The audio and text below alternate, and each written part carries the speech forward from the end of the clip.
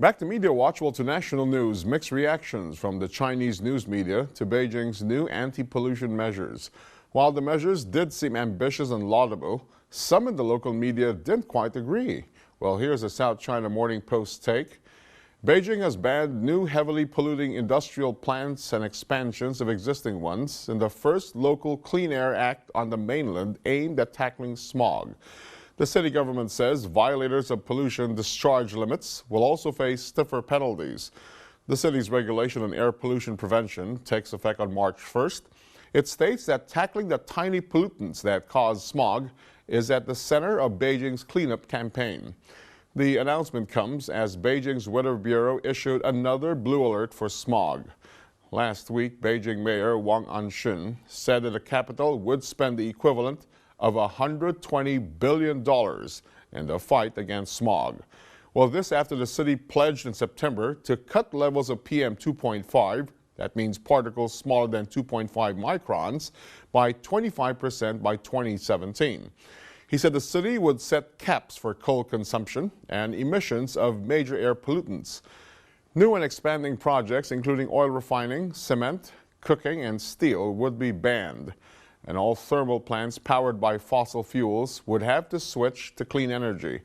Law enforcers would also be empowered to penalize frequent violators of multiple times at regular fines of up to $80,000. However, Yang Fuqiang, a senior advisor to the Natural Resources Defense Council, said the overall fine rates were still rather low and may not be able to successfully deter polluters. Now, the newspaper The Economic Observer was less straightforward and more inquisitive. There's a popular saying that there are only two ways to reduce pollution.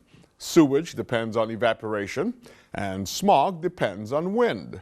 The Beijing government's determination is inspiring, but it's also time to face reality.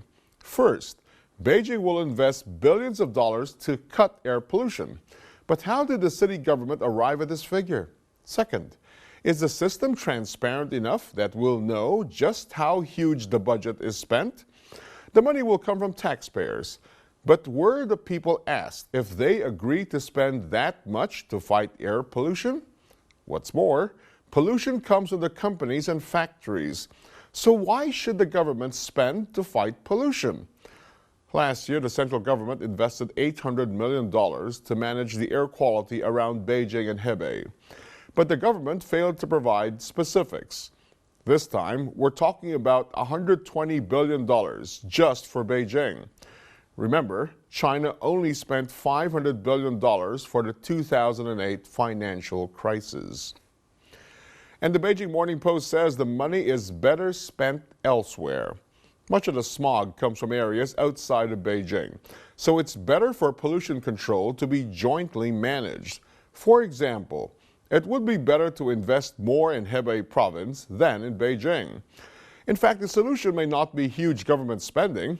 Emissions can be cut down by as much as 70% as long as the high pollution enterprises are ordered to strictly implement standards. Huge government spending on environmental protection could let these companies off the hook again. So the government must crack the whip against erring companies. But the major source of smog has yet to be resolved. One Beijing expert says 20 to 30% comes from car emissions. But a mix of air particles still makes it difficult to pinpoint the major culprit.